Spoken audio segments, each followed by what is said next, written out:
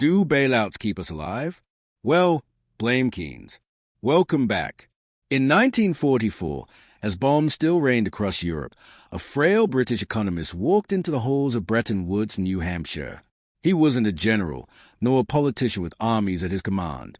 Yet John Maynard Keynes wielded something more powerful than tanks, an economic blueprint that would shape the post-war world. His vision of government-led financial intervention wasn't just about fixing crises. It was about rewriting the rules of capitalism itself. And whether you know it or not, every bailout, every stimulus check, every too-big-to-fail rescue package traces its roots back to him. But Keynes didn't start out as a savior of broken economies. Born in 1883 in Cambridge to a well-off academic family, young John was steeped in intellectual privilege. His father was an economist and philosopher, his mother a social reformer. From the start, he had a sense that ideas, not just money, moved the world.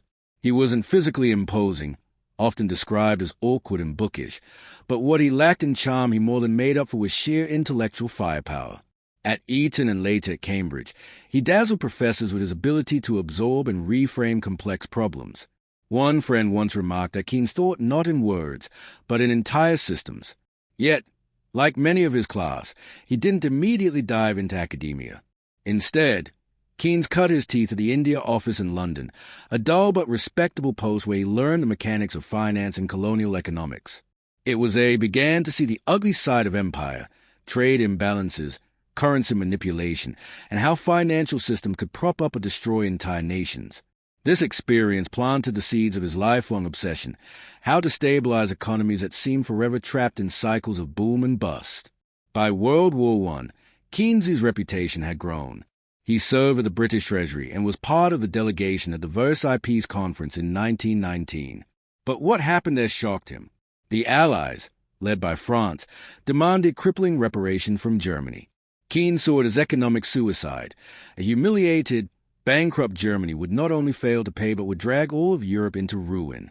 His protest came in the form of a fiery book, The Economic Consequences of the Peace. It was part analysis, part prophecy, warning that the reparations would fuel resentment and ultimately another war. He was right, though few listened at the time. The 1920s brought prosperity for some, but instability for many. Stock markets soared, credit flowed freely, but beneath the glitter was fragility. Keynes, meanwhile, developed a reputation as a financial wizard, not just in theory but in practice. He speculated on currencies and commodities, sometimes disastrously, sometimes brilliantly. At one point, he nearly lost everything in bad trades but clawed his way back through sheer analytical discipline. This personal dance with fortune and ruin made his theories visceral. He knew what it was like to ride the chaos of markets. Then came 1929. The Wall Street crash shattered economies worldwide. Factories closed, banks collapsed, unemployment skyrocketed. Traditional economics, built on the belief that markets would self-correct, offered little solace. Keynes broke ranks. He argued that in times of crisis, waiting for recovery was like waiting for a drowning man to learn to swim. Governments, he insisted, must step in, spend when no one else would, borrow if necessary, and prime the economic pump until confidence returned. This was radical. Critics called it dangerous, even heretical. Balanced budgets were sacred. Debt was seen as poison.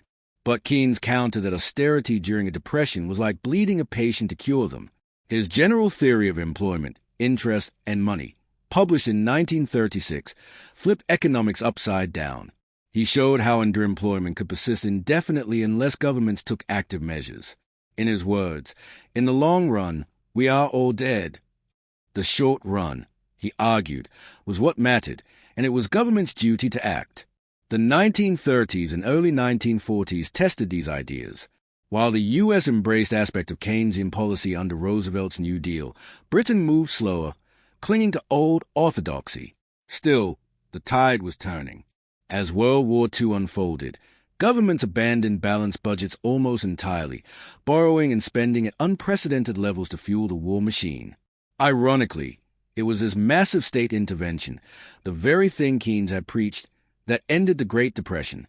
By the time the war neared its end, Keynes was no longer a radical outsider, but the chief architect of a new global order. At Bretton Woods in 1944, he pushed for a system that would prevent the financial chaos of the interwar years. His grand idea was an international clearing union with its own currency, the banca, to balance trade surpluses and deficits across nations. The Americans, however, preferred a dollar-based system, and Keynes, weakened by illness, had to compromise. Still, the International Monetary Fund and World Bank were born from that conference, infused with his principles of stability and cooperation.